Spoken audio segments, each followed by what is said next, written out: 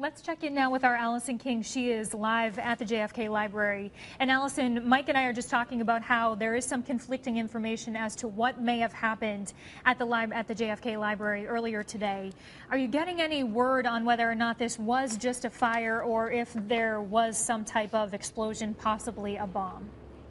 Well, you're right. There has been conflicting information. Here's the latest from what we have that we can gather between Commissioner Ed Davis and a spokesperson at the library here. I assume you're able to see some of this video, this smoke coming out of this building. The fire, what we do know, a fire broke out about 3 p.m. shortly after the explosions in downtown Boston. Now, this area of the building is to the left of the main entrance. We're told it's an archival, classroom, office-type area, new area built in 2011, not, I should point out, where the exhibits are held. And the very importantly told that no one was hurt, everyone was accounted for, and that the building was quickly evacuated.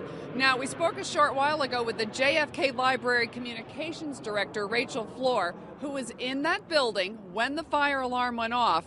And as to those conflicting reports, as to whether this was just a fire or an explosion, here's what Rachel Floor told us just a short while ago. There was a fire that could be seen coming out of the building. And we have no information at this time as to what caused the fire, and we're still waiting for that information. Did you personally hear anything that sounded like an explosion? We did hear something that sounded like an explosion. A minute ago, but at one point, Boston Police Commissioner Ed Davis was making a connection between this fire or explosion and what happened in downtown Boston. And later, late afternoon, early evening, he did sort of back off of that and say that may have been premature to link the two, and that it's all still under investigation. We can tell you that a lot of action here this afternoon. Police, fire, ATF, FBI, at least one member of the Homeland Security team we saw here, a bomb squad. So while this has been a very active scene, it seems as if there may not, in fact, be a connection with what happened in downtown Boston, and we'll be following it and keeping you up to date. All right, Allison, if that fire occurred in an office archival area, do we know whether anything of value at the JFK Library was destroyed or damaged by this fire? Yeah, we were trying to press Rachel Floor for some more details on, was anyone in that room and did they get hurt and was there destruction of any particular kind? And she wasn't really providing too many details.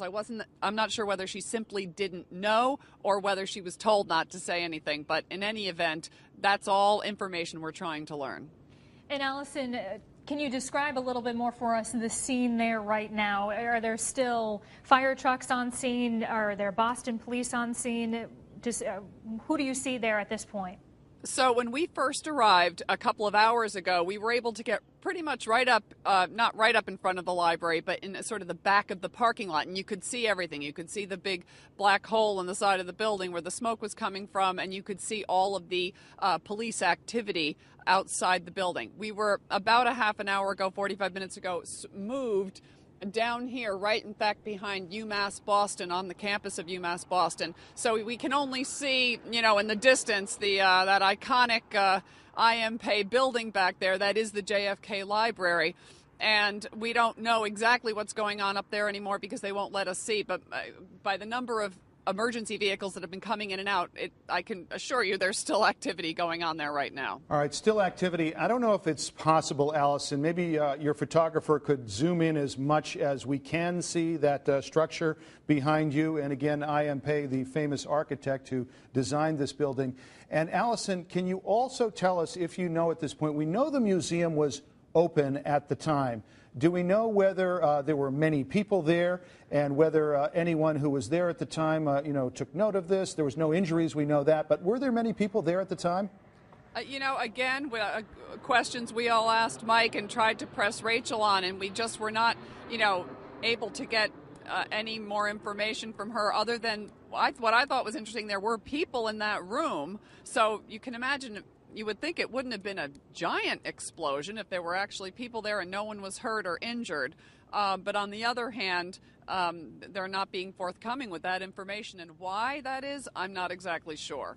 All right, Allison King reporting for us from the JFK Library. Allison, thank you very much.